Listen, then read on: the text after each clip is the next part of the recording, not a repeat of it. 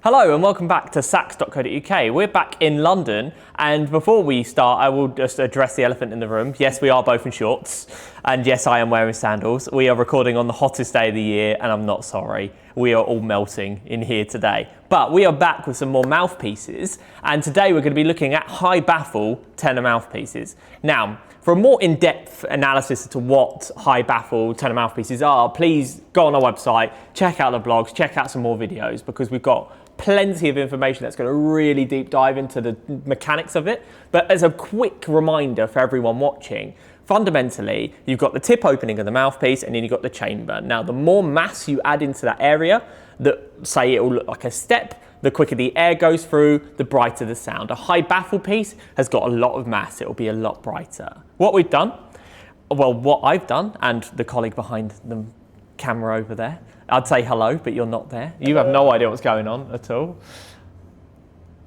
That's Jim. Me? Oh, right, sorry, you addressed me. Yeah, I forgot you actually can't Sorry, see. I missed that cue. Sorry, yeah, we're going to have to work on a different level here. We're going to engage the other senses. So I've picked out 5 different high baffle tenor pieces for you to try today. And what I want you to do is I want you to give them a blast, give them a quick grade, and we'll go over them in a bit. So I think we should start going right now with this. So Jim, what's your opinion on baffled mouthpieces? Okay, here we go. Persecution test number 2.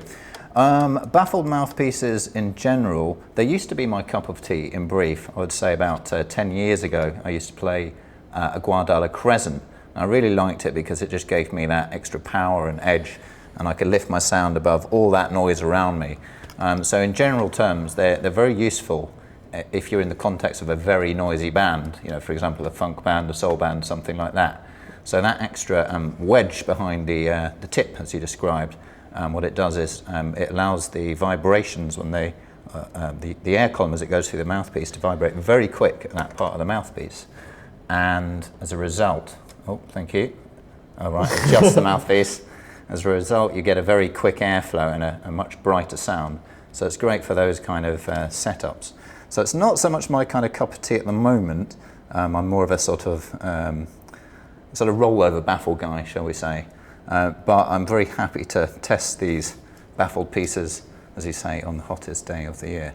So let's just check, got the right amount of cork. Hottest day of the year, we might as well go with the hottest mouthpieces we can find. Exactly at the same time. So, mouthpiece number 1. Here we go.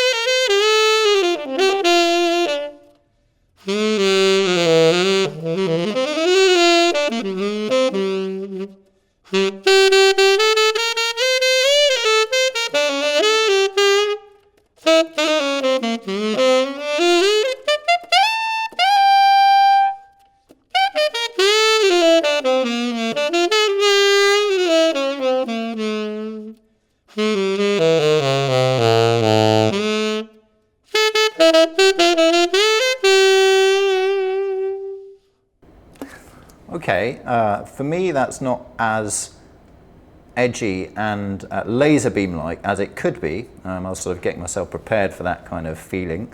Yeah. It feels like there's a fair bit of sort of resistance and push behind there. Well, at least I have to push against it, so there's that kind of feeling of a sort of a strong central core sound. But obviously you can hear the brightness, it's pretty obvious for all to hear.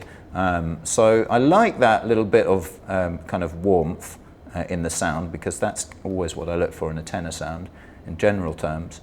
And it goes into the altissimo like you'd expect with all high baffle mouthpieces, without going super bright up there.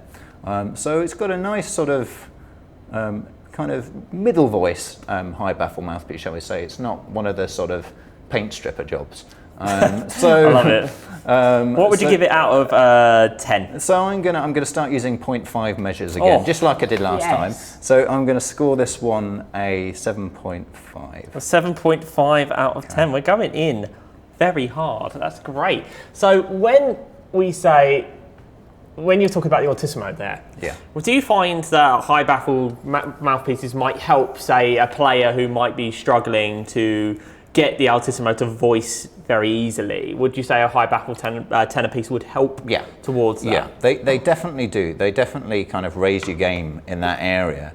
I mean, there's nothing to sort of take away from having the correct technique for producing altissimo in general, but it certainly eases the airflow at that area. I think in general with high baffle mouthpieces, there's a stronger emphasis on all of the top notes. That's the sort of from maybe octave A and above through the palm keys and up through the altissimo notes. That's when they tend to come into their own in that area. The sound is very strong and prominent there.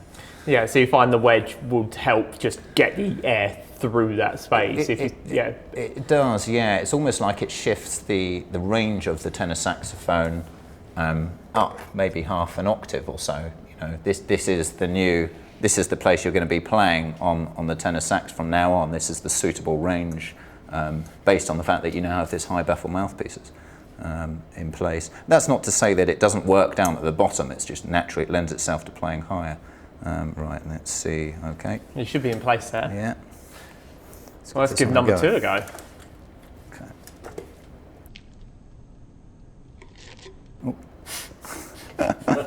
Oh God.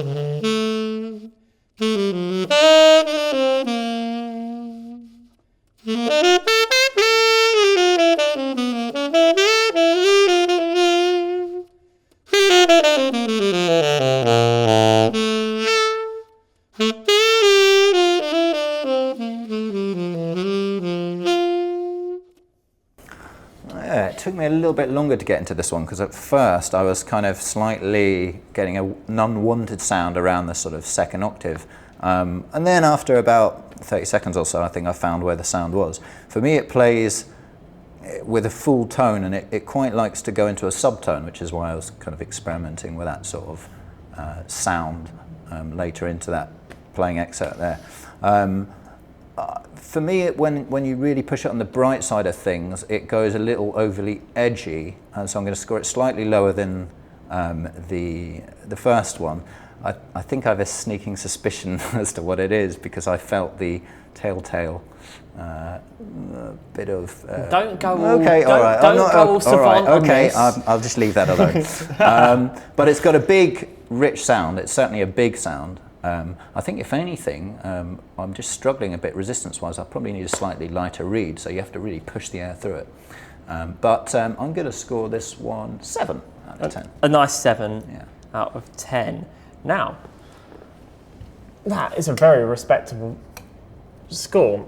So one of the questions we get when we go into store is often about the material itself. So of course we've touched on the baffle and we've touched on materials before in store and online. Please check out our blogs if you want any more information. But from your personal experience, I know you're a big fan of a metal piece. What makes you go for a metal over, say, a hard rubber or ebonite piece? Yeah. Personally. Okay, I think if you make an identical mouthpiece, as in the internal geometry of the mouthpiece, internally and externally, and the only difference is the material, you will notice a difference in tone. It's subtle, but it is there. And the difference being that with the brass or metal versions, there's just a little bit more resonance and vibration. You can almost hear that kind of ring in the sound that you get with the metal pieces, which is particularly useful in tenor because naturally the pitch of the tenor compared to an alto it's 4 tones down. So you're sitting lower in the mix. So in order to lift it, in the general kind of sound field, depending on who you're playing with, the metal can just assist you there a little bit. Just gives you a little bit extra sort of zoom even before you take into account. I'll go with zoom. Yeah, zoom is a real word. I stand by this. Right. And it just gives you an extra bit of buzz and hit, even before you take into account, well, in this case, high baffle pieces. Well, that is number 3, ready for you to dive into. All right. Let's try not to kill myself this time. Please don't.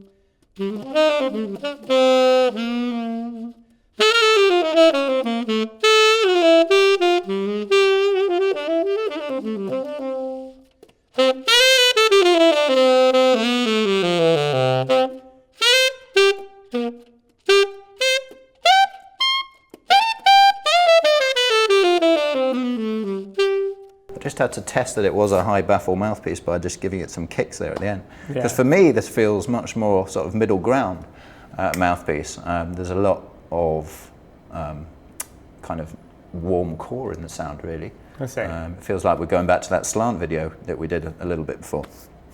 But it's got that nice brightness on top. So for me, this is much more my kind of mouthpiece, even though it's in the high baffle category, which is less my kind of mouthpiece. But I do like it, actually. So third one in, is it? Yeah, third one. Yeah, this is my favourite so far because of that. Because I can play with the sound a little bit more, I would say. It gives you a bit more flexibility. Yeah, it does. So I'm going to score this one 8.5. 8.5 out of 10. Fantastic. Yeah. So when it comes to metal mouthpieces especially, we find, you've already touched on it a little bit actually, that you'll find a lot more tenor and bari players playing metal mouthpieces because where the range is on those instruments. Yes.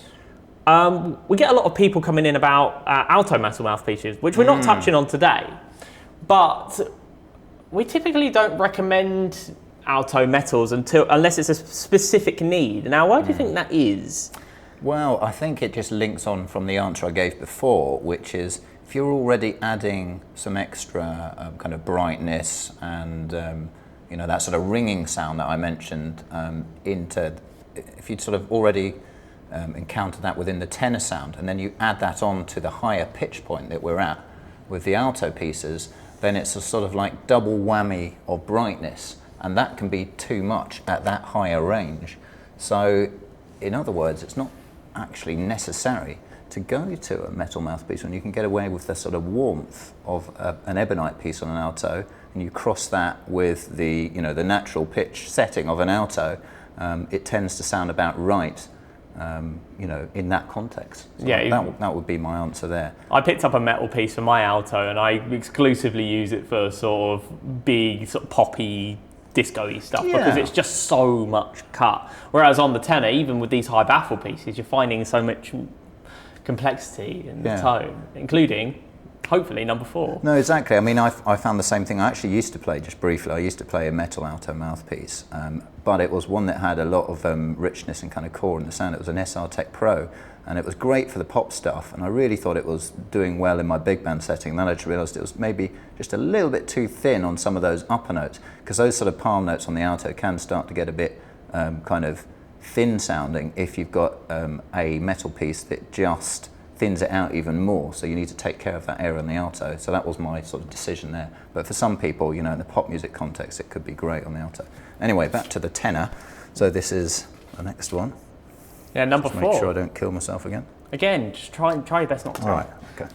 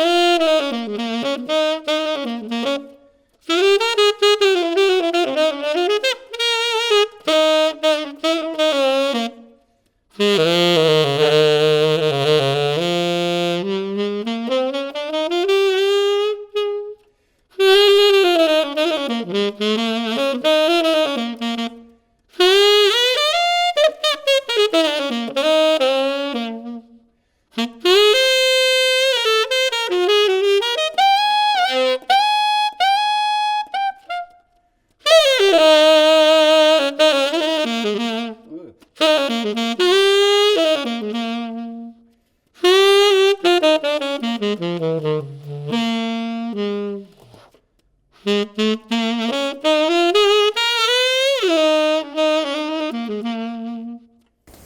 it's got a nice fat sound, this one, despite my playing there. I forgot how to play the sax for a minute. Oh, we've all been there, don't worry about that. I think Blindfold. But I really, I like the fatness of this one. Again, the brightness comes through, it does with all of them, but it also feels not too resistant. It feels like it's a sort of a very manageable sound as well. So it feels like there's a lot to sort of explore in the sound. I didn't really explore too much there because I know we have time constraints. Of course. So I just kept within the sort of C bluesy type thing. But Can't keep everyone here all day. Yeah, give me 10 minutes on this and I kind of feel like I would kind of get into that more interesting kind of complex layer to the sound, which is definitely there when you put a medium amount of air through the horn, I'd say. So for a high baffle mouthpiece, it's more my kind of thing, and I'm gonna rate this one 8. I'm gonna give this one an 8. Fantastic. We've only got one more to go. Okay. Oh.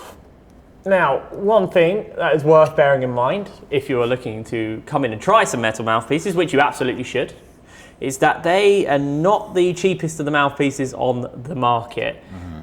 Now, a lot of research and development, a lot of effort goes into making these mouthpieces, and unfortunately, you do have to pay for that. You do. So, yeah, it's just, I think it's one of those things you have to come in and try it, see how you get on, but I do implore you to check out the website before you head on down, because you are looking sort of, even for a high baffle piece, a minimum of sort of £300, give or take, and that's 320 quid, and then from there it can go into the 5s and the 6s. I mean, that's of course price-wise is correct at the time of recording. Who knows what's going to happen in 100 years' time, or even in 6 months' time, you know, October 31st, it's going to be great. So there is number 5 there for you, ready to go. I decided not to let you speak that time. I thought I'd decide to rattle on. You know, you are blindfolded. You look a bit like a bug. I can't quite get past that. It's nice to hear the sound of your voice as well, other than just mine, so there we go. Right, okay. That feels about right. Good. Let's give this final one a go. Without killing myself. Again.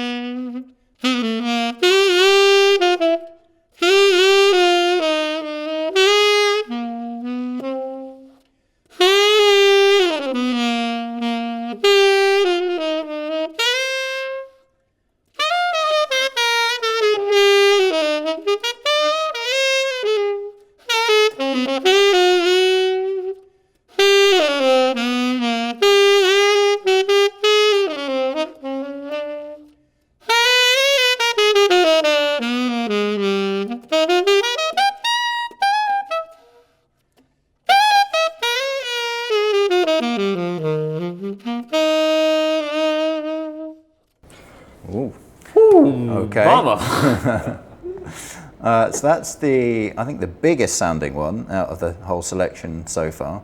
I just thought I'd come cracking in with a long note to see how it sounded, and immediately I could feel that this one was about playing the big long tones and enjoying the sound, because it's got that whole thing going on of just having a big, ripe, loud sound. There's a lot of decibels there, just in terms of the pure volume for a start. It's loud. That is loud. It's loud, and it's got some real bright areas in it that could really work for a kind of pop rock thing, even though I wasn't actually playing that style there.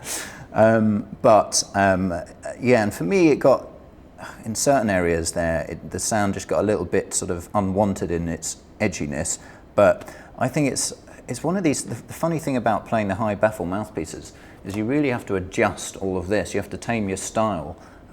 The irony is, with a high baffle mouthpiece, is that you need to be as kind of relaxed and loose as possible in order to get the fullness out of it. Because if you're on edge, or if you've got a closed throat, if you mix that technique with a high baffle piece, it can just get very screechy and edgy, and actually it's probably not the most suitable mouthpiece for you as a player. So, you know, I find myself here having to just adjust the way I play, really open up in order to get the best out of it. Yeah. So that's just a little side comment there. So anyway, yeah, so back to this piece. I do like it. I think I'd need to get into it a little bit more. I'm going to rate it 7.5. 7.5 as well. Yeah. Fantastic. Well, that is all of our mouthpieces. Does that conclude events? That is it. I was just thinking if there was one more, but there isn't. So right. That is all of our mouthpieces. Okay. Let me just remove that before you take off your eyes. Okay. Because we don't want any, we don't want it to be spoilt for you let's not right do that. now. Okay. So let me just pop that boy back. Right, now you can join us in the sighted world. Unleash the mask. Oh, there we go. that's just too much. It's very sweaty under there, I can only imagine. Whew. There's a lot of brightness going on. Now, quick question, where'd you get that eye mask from? This is my wife's sleeping mask. I'm very sorry. Yeah, sorry I'm about so that, sorry on behalf of all of us here. Just going to lay that down there, and I will wash that later, I promise. Now, so we're going to go from your sort of the 5th to number 1. Okay. Now, again, it's worth noting that these are not a definitive list. We're not that kind of people that are going to just do lists and blanket ruin a mouthpiece, because it's not about that. It's just about what Jim has initially thought after a minute of What playing. I thought in the moment, In the moment, exactly. Yeah. So, in the moment, in number 5, which you've said was it needed a little bit more time to warm up. It's a bit overly edgy, but it's got a big, rich sound. Oh yes. Is our Theo 1 Shiva 2. Okay. I completely agree with you. I thought it might have been a Theo because I felt that little They're double just, rim you thing. feel them. I mean, Yeah, the you problem can with tell. doing a blind test is that you can feel the sort of dimensions of a mouthpiece. Yeah. And Theo's are very distinctive in style. It is a distinctive sound. Now, the funny thing, just to kind of cut in there, about the Shivas and Durgas as well, when you get the right read with these things, they can really take off. And I think, and it is a real quality sound. And I perhaps just didn't get the best out of it there, so apologies, Theo. But when you get the right read, these things can really rock. But they just don't do that kind of quartet jazzy thing. That's not what they're for. No, absolutely it's not. just about punching through with those guys. That's it. The other thing that's worth noting as well is that we've actually taken the ligature that would come with it. If you have a quick look at the side of this mouthpiece, compared to the other ones we'll look at, you see these little ridges on the side. Now, the idea is that it comes with a ligature that attaches in place already. Now, for the sake of trying to make this as scientific as possible, we have removed that, which you can do. And what you also get is a slightly fatter profiled mouthpiece as well. So it is probably the most sort of unique of all of the ones we've given you. The other ones are very much, it's similar profile, similar shape, similar size. Now, going on to number 4 on this list, I should actually say joint third on this list. Okay, yes. Because you have marked 2 at 7.5. I did some doubling up, didn't I? So let's start with the first one we went for. So you went as not as aggressive the others. There's a warm middle voice, and you can still feel the high baffle in it. Okay. And that is the Nadir Fusion, which is this one right here. Yes. Yeah. Now, Nadirs are a funny little thing, aren't they? They're great. Nadir worked for Guadala. Yeah. Please correct me if I'm wrong. No, and then you're he's right. branched off and created his own sort of high baffle style mouthpiece, because Guadala, as some of you may know, is the mouthpiece that Michael Brecker played, who's probably our most famous example of a high baffle player piece. Yeah, so what did you feel this gave you different to, say, something like a Guadala MB2, which would be the Michael Brecker It's model? a little bit more laid back, and I think that the title Fusion sort of sums it up. So it crosses over between the kind of more linky versions that he does, such as the Crescent. Yeah. Crosses between that and then the MB and the MB2, that just distinctly, seriously high baffle pieces, and the Studio as well. Yeah, it's a shame we didn't maybe play a Studio, but this one here, I think it still has a pretty high baffle. There it is. Yeah, that's quite a step. Yeah. So the combination of this high baffle and then the extreme drop off just means that you sort of get the best We'll let you have a quick of both worlds. So you get that huskiness and tone that I probably described back there. I don't know, it was all a sweaty blur. And then the kind of cut on top. So that's what you're going for with those sort of distinct two sections to the mouthpiece there. Exactly. I apologise for my hand tremor there. Just being in Jim's presence makes me a bit nervous. That's what it was. And now in joint third with another 7.5 right. is the, I'm not even going to go through your notes because the thing's a bloody cannon, which is the Superjet. Oh yes. Which you played last, and this thing is obscene. I did wonder if that could have been a Superjet there. Yeah. Because I think I pointed out it just had extreme volume. Yes. And it does. It's just very loud. It's so actually loud. quite enjoyable to play as well. You know, when you produce a tone that just pops out like that, it is quite enjoyable. I mean, for me, it's sort of doing one thing very well. So I feel a bit uncomfortable bringing it into quite a few different musical situations. Yeah. But that one thing that it does do is brilliant fun to do. So I put a big high fun factor tag onto this. It's a lot of fun. If you wanted something that is just going to go bang. So yeah, it's just so much fun to play and listen to. I mean, don't get me wrong, both me and Jamie behind the camera, we just sort of were taken back the moment you started blowing. I had to take my headphones off. He had to take his headphones off and everything. I thought I felt some wind movement going on when I was playing that. Exactly that. It's like that bit when,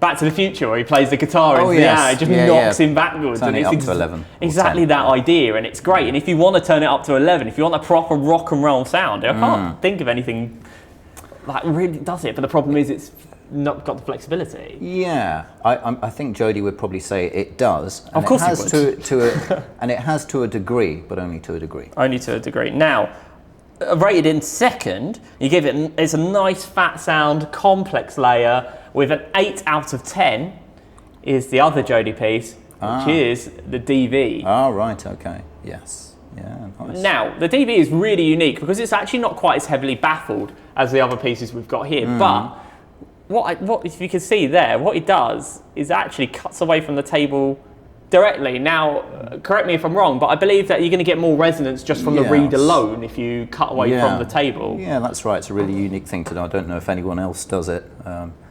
Certainly, I think Jody was the first. I may be wrong with my facts there, but in the modern mouthpiece kind of context, this is unique, this cutaway section here. So that, I'm sure, contributes somewhat to it, but there's all sorts of other engineering going on, some beautiful shapes going on there. Look at that little bit there behind the baffle, that dip away. We're never going to get that on camera. Come and see us. You'll find out by looking at it into flesh. It'd be great. But there's so much engineering going into all of these mouthpieces. They're so beautifully made. You definitely get what you pay for. You do, but aside from the engineering, the way it plays, it's very free blowing. I think it's always important to have, actually perhaps one of the reasons this really suited me just there is my reed's a little bit more resistant. It's fairly new, it's had about 45 minutes kind of playing in, and I think it suits the more free blowing mouthpieces better, and these are naturally more free blowing, and Jody would always recommend maybe even going up a half step in reed to match up with his mouthpieces just because they're so free blowing. So I think that really worked in this context of this little test here, actually, with this mouthpiece. It sort of just balanced it out nicely. So, yeah, great. Exactly DV. that. The DV is great. So, that leaves number 1, which you rated an 8.5 instead of warm core, nice brightness, just ticks all of your boxes, is the SR Tech Fusion. Okay. Now, it's a big wedge. If you can have a look in there, it's just a big old wedge, but SR Tech are doing something a bit different with the way they make their mouthpieces. To start with, it doesn't actually specify what tip opening this is. We've tried to match as best as we can with what we've got to the other mouthpieces here, but SR Technologies do not specify their tip opening. No, now, why do you think they do that? Well, there's, I mean, in truth with the, which one's this? So this is the Fusion. Yeah, so there's 2 models of Fusion. There's the Fusion and then there's the Fusion 115. So the very fact it doesn't say 115 on it just means it's the plain Fusion. So I think the tip of this one is a 108, if I'm not mistaken. I believe so. Yeah, so we're sitting around the 7-star area, and then the 115 is like a whole step above that, so sort of 8-star-ish. So that's what he does. He basically offers two models in those 2 popular tips. So basically, I was sort of trying a 7-star there, which kind of suits me okay. I'm generally 7-star, 8 kind of tip for my playing. But also, I think I mentioned it back there. that I used to play, well, it wasn't the Fusion model, but it was an SR Pro on alto. So maybe I was kind of calling back my older alto Felt like days home. there. Yeah, but it really works on tenor actually. This guy's a good one. Not tried one of these for a little while, and I didn't realise I was trying one there either. Blindfolded. exactly. So I enjoyed that. So that was number one, was it? So yeah, that was number one today. Okay. So there we go. That's 5 mouthpieces we've tried out today. They are all high baffle tenor mouthpieces. If you want to come and try them out, please come and visit us either in London or our Sussex store, and you can come and speak to us and have as many questions as you want. But for now, I think that'll do it. So let's go. We're going to go find an ice bath somewhere. Let's do it. And just like dive in. Either that or just double down, hit a sauna, and just be like done with it, and just like melt to death. But for now, just do us a favour, just like us, subscribe, share it to whoever you think might love it, and thank you very much. We'll speak to you next time. Cheers, guys.